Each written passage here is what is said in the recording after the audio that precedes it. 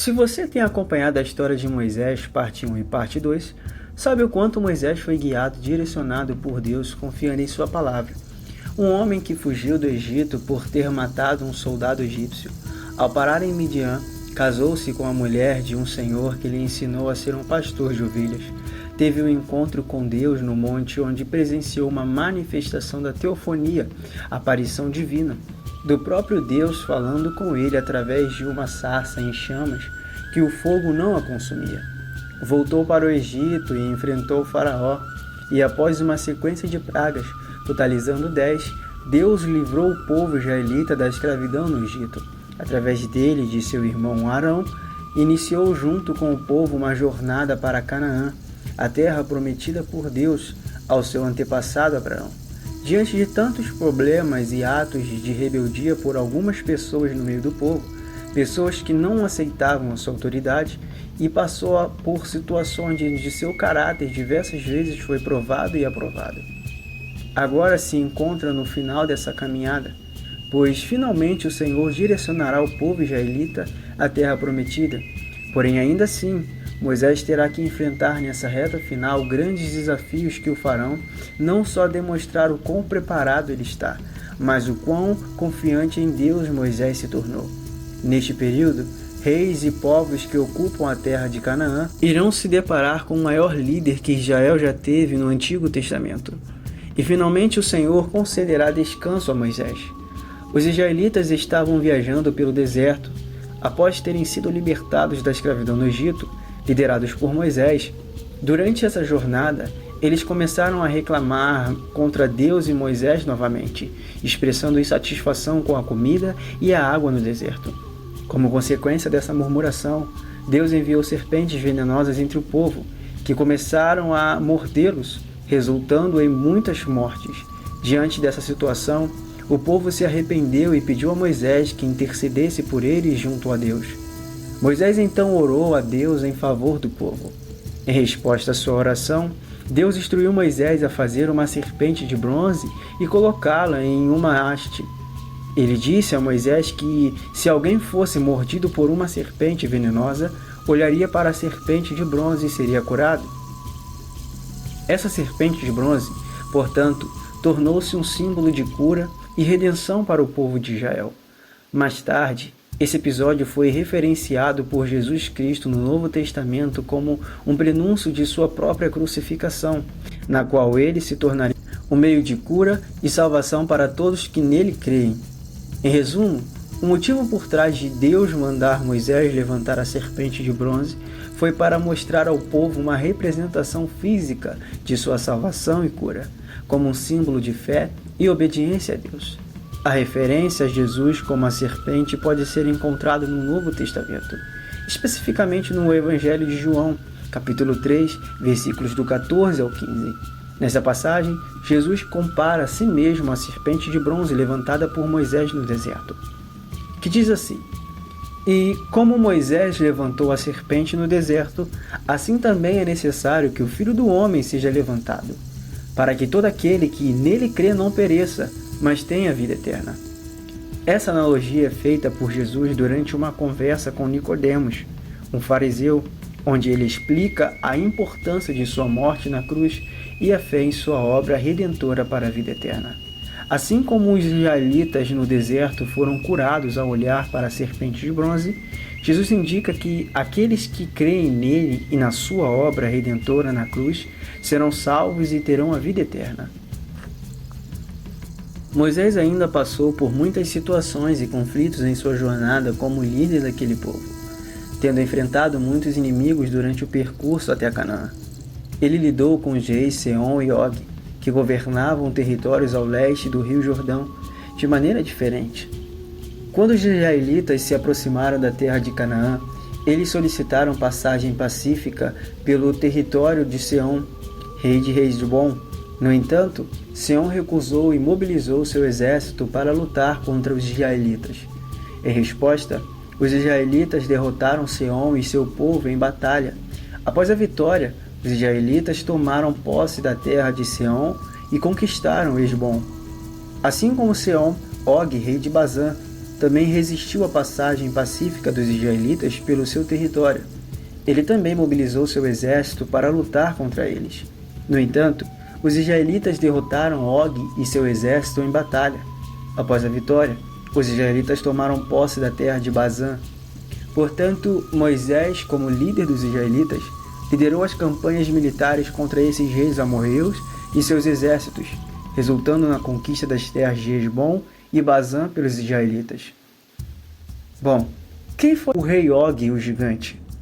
Em Deuteronômio capítulo 3, versículos 11, temos a informação que diz: Og, rei de Bazã, era o único sobrevivente dos refaíns. Sua cama era de ferro e tinha, pela medida comum, 4 metros de comprimento e 1 metro e 80 centímetros de largura. Ela ainda está em Rabá, dos Amonitas. Os refaíns eram uma antiga raça de povos que habitavam na Transjordânia, na Antiguidade. Nos textos bíblicos, algumas vezes os refaíns aparecem relacionados à ideia de que eles formavam uma tribo de gigantes. A Septuaginta traduz esse termo como gigantes. No livro de Gênesis, é a primeira vez que os refaíns são mencionados na Bíblia.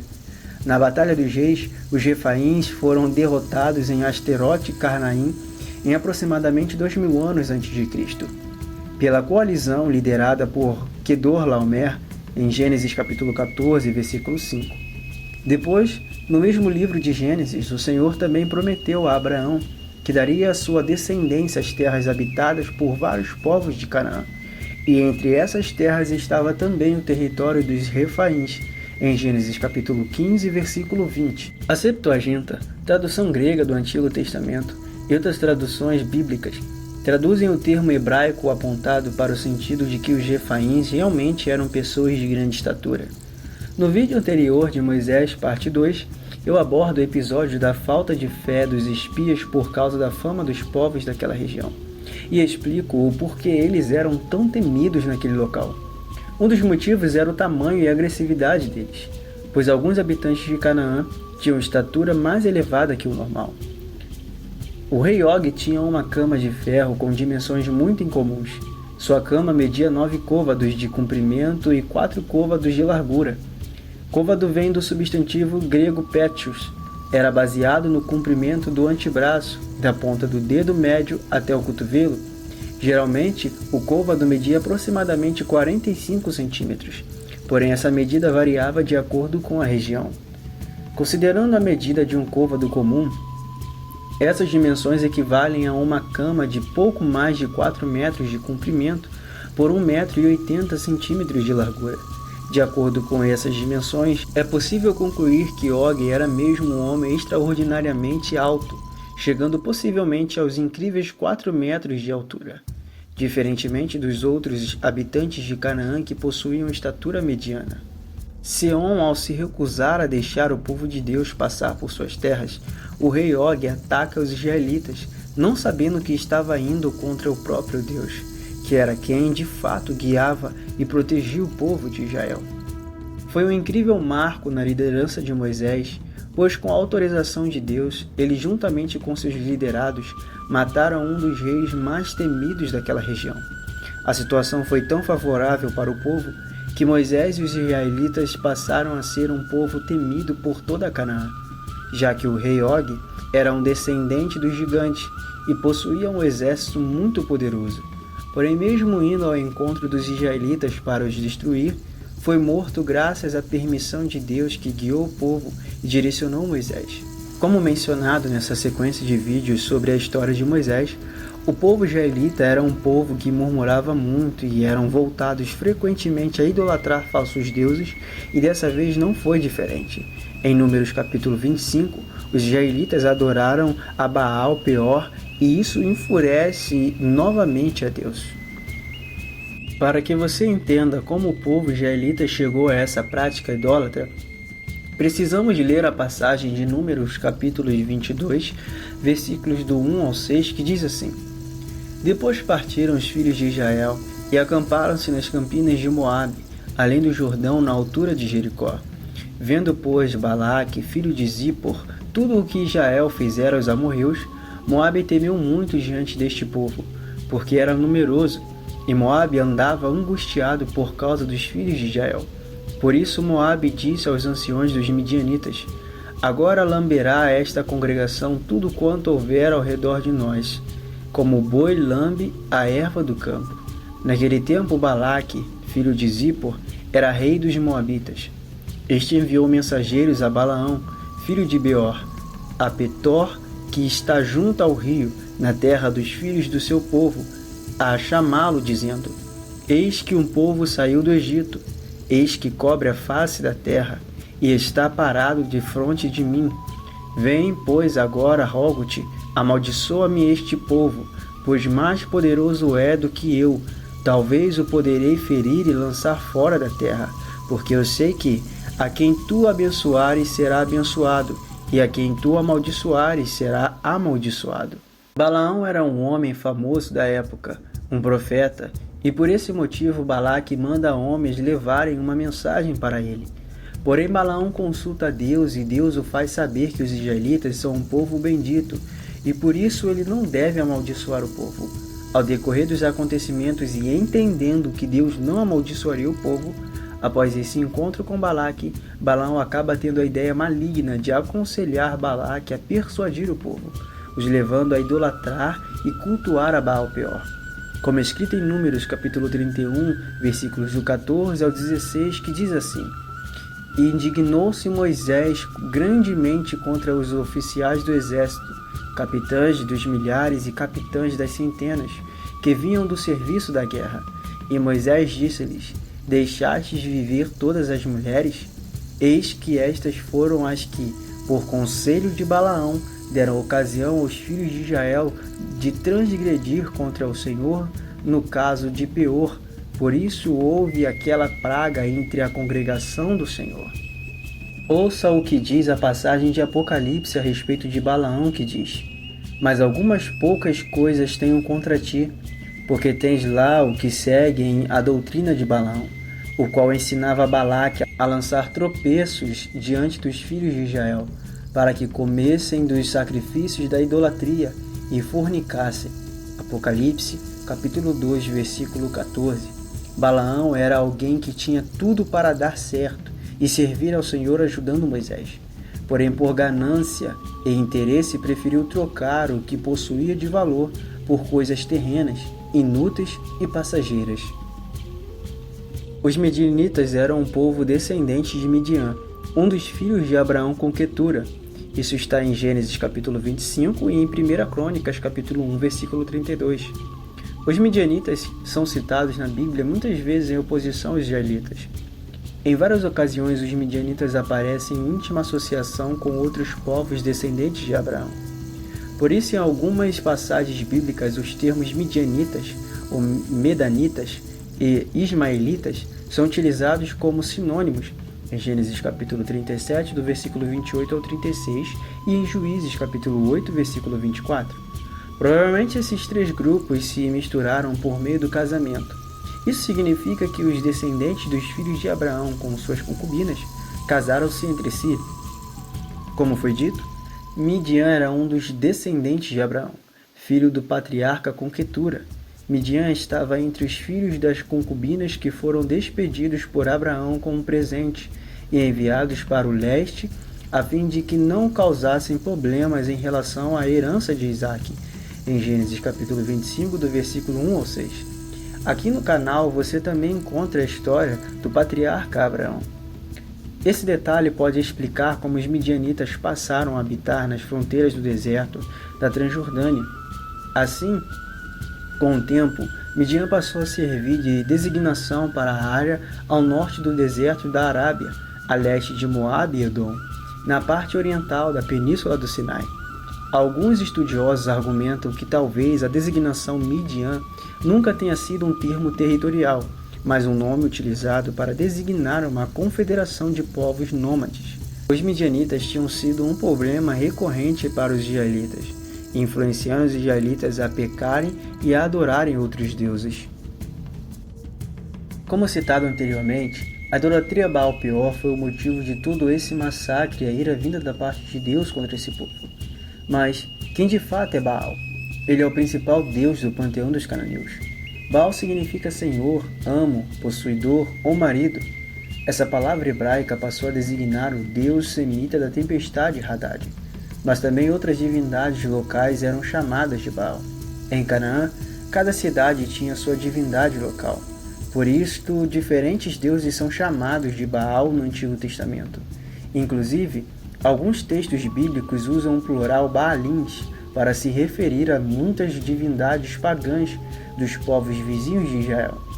A maioria das referências bíblicas que falam de Baal se refere a Hadad.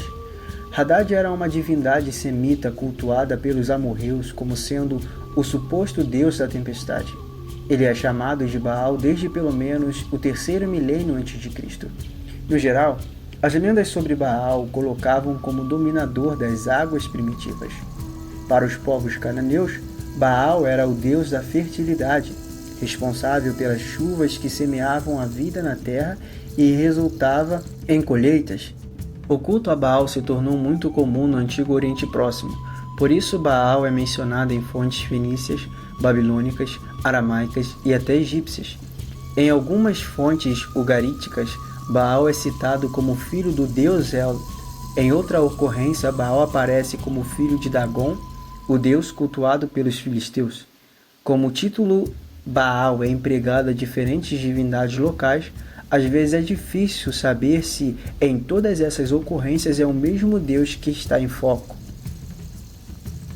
Deus instrui Moisés a liderar uma campanha militar contra os midianitas, como forma de vingança e para limpar a influência corruptora que eles exerceram sobre o povo de Israel. Moisés mobiliza as tribos de Israel para a guerra, escolhendo 1000 homens de cada tribo para compor o exército. Eles são liderados por Finéias, filho do sumo sacerdote Eleazar, que leva consigo os utensílios sagrados e as trombetas de aviso.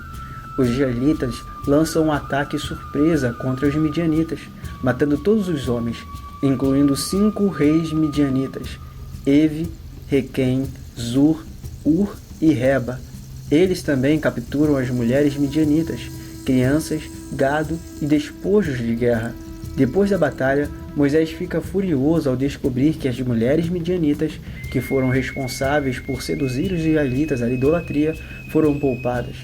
Ele ordena que todas as mulheres e crianças do sexo masculino sejam mortas, mas que as virgens sejam poupadas.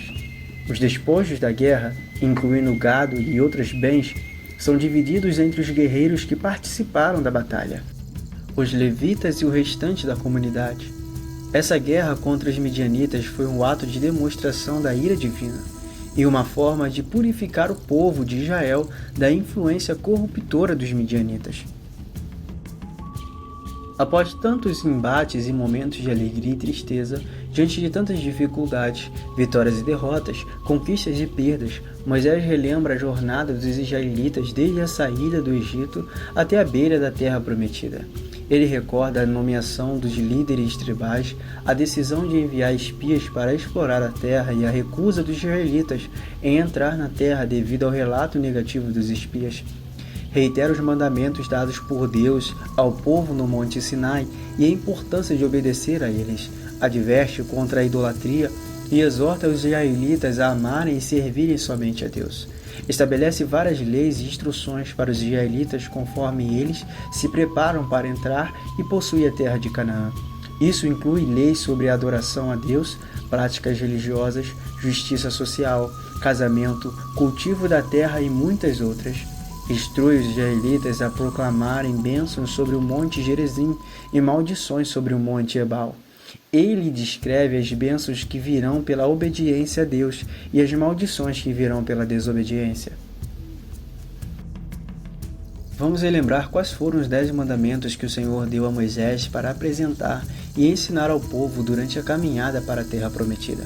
São esses: primeiro mandamento, não terás outros deuses além de mim. Segundo, não farás para ti nenhum ídolo, nenhuma imagem de qualquer coisa no céu, na terra ou nas águas debaixo da terra. Não te prostrarás diante deles, nem lhes prestarás culto, porque eu, o Senhor, o teu Deus, sou Deus zeloso, que castiga os filhos pelos pecados de seus pais até a terceira e quarta geração daqueles que me desprezam, mas trato com bondade até 1000 gerações aos que me amam e obedecem os meus mandamentos. O terceiro, não tomarás em vão o nome do Senhor, o teu Deus, pois o Senhor não deixará impune quem tomar o seu nome em vão. O quarto, lembra-te do dia do sábado, para santificá-lo. Trabalharás 6 dias e neles farás todos os teus trabalhos, mas o sétimo dia é o sábado dedicado ao Senhor, o teu Deus. Nesse dia não farás trabalho algum, nem tu, nem teus filhos ou filhas, nem teus servos ou servas, nem teus animais, nem os estrangeiros que morarem em tuas cidades. Pois em 6 dias o Senhor fez os céus e a terra, o mar e tudo o que nele existe, mas no sétimo dia descansou. Portanto, o Senhor abençoou o sétimo dia e o santificou. O quinto, honra teu pai e a tua mãe, a fim de que tenhas vida longa na terra que o Senhor, o teu Deus, te dá. O sexto, não matarás. O sétimo, não adulterarás. O oitavo, não furtarás. O nono, não darás falso testemunho contra o teu próximo. E o 10º, não cobiçarás a casa do teu próximo. Não cobiçarás a mulher do teu próximo, nem os seus servos ou servas, nem o seu boi ou jumento, nem coisa alguma que lhe pertença. Deus deu diversas instruções a Moisés durante esse período em que ele liderou o povo no deserto. Do momento em que ele viveu no Egito, depois em Midian e até a chegada das proximidades de Canaã, o próprio Deus o instruía, ensinando ele as leis, como executá-las, como viver debaixo da proteção e direção do Senhor. Em todo esse momento de peregrinação, escreveu os 5 mais importantes livros da cultura judaica. Esses são os livros mais importantes da história do povo judeu deixado por Moisés. São esses os livros de Gênesis, Êxodo, Levítico, Números e Deuteronômio. A Torá é o termo usado para se referir aos 5 primeiros livros da Bíblia hebraica, que é a escritura sagrada do judaísmo. A Torá é considerada a parte central e mais fundamental das escrituras judaicas e é vista como uma revelação direta de Deus para o povo de Israel através de Moisés. Ela contém leis, narrativas históricas, preceitos religiosos e orientações éticas para a vida judaica. Mais do que uma peregrinação de um povo saindo de uma terra para outra, foi literalmente uma ação grandiosa da parte de Deus para mudar o percurso da história da humanidade, pois sabemos que nas terras de Canaã e Israel, o povo do Senhor se estabeleceu e possuiu a terra como herança até hoje. Moisés fez um pedido a Deus. Este registro está no livro de Deuteronômio, capítulo 3, dos versículos 23 ao 28, que diz assim: Naquela ocasião implorei ao Senhor: Ó soberano Senhor, tu começastes a mostrar a teu servo a tua grandeza e a tua mão poderosa. Que Deus existe no céu ou na terra que possa realizar as tuas obras e os teus feitos poderosos? Deixa-me atravessar, eu te suplico, e ver a boa terra do outro lado do Jordão, a bela região montanhosa e o Líbano. Todavia, por causa de vocês, o Senhor irou-se contra mim e não quis me atender. Basta, disse ele, não me fale mais sobre isso. Suba ao ponto mais alto do Pisga e olhe para o oeste, para o norte, para o sul e para o leste. Veja a terra com os seus próprios olhos, pois você não atravessará o Jordão. Portanto, dê ordens a Josué, fortalece-o e encoraja-o, porque será ele que atravessará a frente deste povo e lhes repartirá por herança a terra que você apenas verá. Não é tão difícil de entender o motivo que levou Deus a tomar essa decisão. Veja, aquele povo desonrava a Deus, era rebelde e tornou o trabalho de Moisés um fardo pesadíssimo. Moisés foi um grande homem, um grande líder e uma poderosa ferramenta nas mãos do Senhor. Teve momentos onde sua natureza agiu mais forte que o espírito, e isso é compreensível, visto que por causa da pressão das murmurações daquele povo, como quando murmuravam pela falta de água no deserto e ele acaba se descontrolando ferindo a rocha, e em momentos onde ele se enfurece por causa das palavras e atitudes idólatras do povo. Deus não queria o pior para ele. A ação de Deus em não o deixar entrar na terra foi literalmente um passaporte para o céu, um descanso para a alma de Moisés. O último discurso de Moisés é registrado no livro de Deuteronômio, capítulos 29 e 30, onde ele reafirma as leis e os mandamentos de Deus para o povo de Israel. Ele fala sobre a importância da obediência a Deus, adverte contra a idolatria e prevê as bênçãos para aqueles que seguem os mandamentos divinos, assim como as consequências para aqueles que os abandonam. O discurso de Moisés culmina com a nomeação de Josué como seu sucessor e com a sua própria previsão de morte iminente, pois ele não entraria na terra prometida junto com o povo de Israel. Após seu discurso final, Moisés sobe ao Monte Nebo, onde Deus o mostra a terra prometida antes de sua morte. Com certeza, eu sei que você viu os 2 primeiros vídeos aqui no canal sobre a vida de Moisés e lembra quem foi Josué durante o período da liderança de Moisés. Agora, Deus confirma exatamente que já havia dado sinais a Moisés e ao povo de que Josué seria o sucessor de Moisés, quando seu nome foi trocado de Oséias, que significa salvação, para Josué, que significa Deus é a salvação, no livro de Números, capítulos 13, versículo 16. No capítulo 31, versículos 7 e 8, diz assim: Então Moisés convocou Josué e lhe disse na presença de todo Israel: Seja forte e corajoso, pois você irá com este povo para a terra que o Senhor jurou aos seus antepassados que lhes daria, e você a repartirá entre eles como herança. O próprio Senhor irá à sua frente e estará com você. Ele nunca o deixará, nunca o abandonará. Não tenha medo, não se desanime. Moisés foi preparado no Egito e em Midian. Josué foi preparado no deserto durante a caminhada para a terra prometida. Ele agora já estava pronto para assumir a maior responsabilidade que alguém dentre o povo de Deus poderia receber: ser o sucessor do maior líder da história do Antigo Testamento. Deus não dá um passo em vão. Tudo o que faz, faz com maestria e precisão. O Senhor é perfeito e é perfeito em tudo o que faz. Chegamos ao final da caminhada de Moisés durante esse longo processo. Então, das campinas de Moabe, Moisés subiu ao Monte Nebo, ao topo do Pisga, em frente de Jericó. Ali o Senhor lhe mostrou a terra toda, de Gileade a Adã, toda a região de Naftali, o território de Efraim e Manassés, toda a terra de Judá até o mar ocidental, o Neguebe e toda a região que vai do vale de Jericó, a cidade das palmeiras, até Zoar. E o Senhor lhe disse: Esta é a terra que prometi, sob juramento a Abraão, a Isaque e a Jacó, quando lhes disse: Eu a darei a seus descendentes. Permiti que você a visse com seus próprios olhos, mas você não atravessará o rio, não entrará naquela terra. Moisés, o servo do Senhor, morreu ali em Moabe, como o Senhor dissera. Ele o sepultou em Moabe, no vale que fica diante de Bet-peor, mas até hoje ninguém sabe onde está o seu túmulo. Moisés tinha 120 anos de idade quando morreu. Todavia, nem os seus olhos nem o seu vigor se enfraqueceram. Os israelitas choraram Moisés nas campinas de Moabe durante 30 dias, até passar o período de pranto e luto. Ora, Josué, filho de Num, estava cheio do espírito de sabedoria, porque Moisés tinha imposto as suas mãos sobre ele, de modo que os israelitas lhe obedeceram e fizeram o que o Senhor tinha ordenado a Moisés.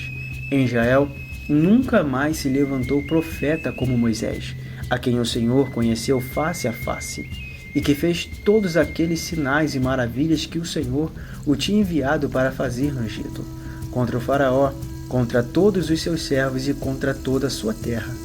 Pois ninguém jamais mostrou tamanho poder como Moisés, nem executou os feitos temíveis que Moisés realizou aos olhos de todo Israel. Deuteronômio, capítulo 34, versículo do 1 ao 12. Moisés fez um último discurso ao povo, exortando-os a permanecerem fiéis a Deus e a obedecerem a sua lei. Ele nomeia Josué como seu sucessor e sobe ao Monte Nebo, onde Deus lhe mostra a terra prometida antes da sua morte. Moisés morre ali e é sepultado por Deus em um local desconhecido. Sua história, totalmente inspiradora, nos faz entender o que é viver debaixo da total dependência de Deus, do seu amor, da sua misericórdia, da sua amizade, da sua presença. Deus foi com Moisés todos os dias de sua vida, e Moisés não fez diferente. A partir daquele encontro diante daquela sarça, ele nunca mais se apartou da presença do Senhor. As rebeliões de seus parentes, a crise de pavor dos espias, a falta de fé do povo, os inimigos que se levantaram, as guerras contra os povos da terra de Canaã e todos esses empecilhos, nada disso foi suficiente para o fazer retroceder na fé e desacreditar nas promessas do Senhor. Moisés foi mais do que um filho, foi um amigo de Deus, ao ponto de ver o que ninguém jamais conseguiu, antes e depois dele.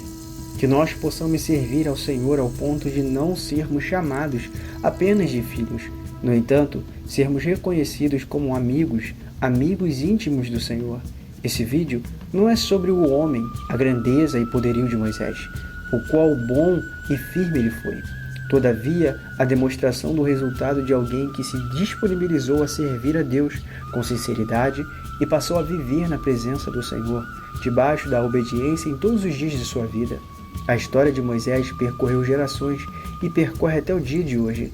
Sua importância é tão relevante que em Judas capítulo 1, versículo 9, é mencionado que o diabo tentou pegar o seu corpo. E podemos ter uma noção do tamanho da autoridade que Moisés possuía.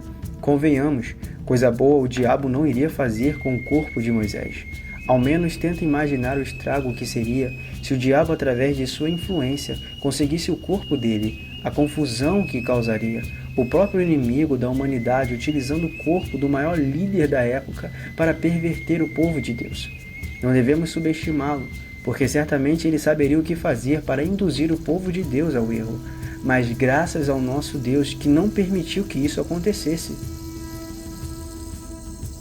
Esta sequência de 3 vídeos foi um resumo feito com cuidado para ajudar a cada um de vocês a se aprofundar na história de Moisés. Meu intuito é ajudar a cada um a obter o conhecimento das histórias destes grandes homens de Deus que passaram na Terra e que tiveram suas vidas registradas de forma detalhada na Bíblia e fora dela. Se você ainda não viu, irei deixar no final desse vídeo as partes 1 e 2 da história de Moisés. Tenho certeza que você encontrará de forma mais aprofundada os assuntos que não são muito abordados e infelizmente são pouco conhecidos no meio do povo de Deus. Conhecimento que possui importância no estudo da palavra de Deus através da história. Obrigado por ter me acompanhado até aqui. Deixe seu like para me ajudar, pois eu preciso muito para a divulgação do canal. Comenta o que achou da história de Moisés e o quanto você foi edificado. Espero que através desses vídeos, este tenha sido um canal de edificação para a sua vida. E se Deus assim permitir, que eu venha postar mais e mais histórias de grandes homens e mulheres de Deus que passaram nessa terra. O próximo vídeo irei abordar sobre a vida de Josué, o sucessor de Moisés, e que também desenvolverá um grande legado que ficará para a história do povo judeu. E através dele virá um tempo de paz a qual Israel nunca tinha visto antes. Espero você até o próximo vídeo. Um grande abraço e que Deus abençoe. Muito obrigado e até logo, se assim Deus quiser.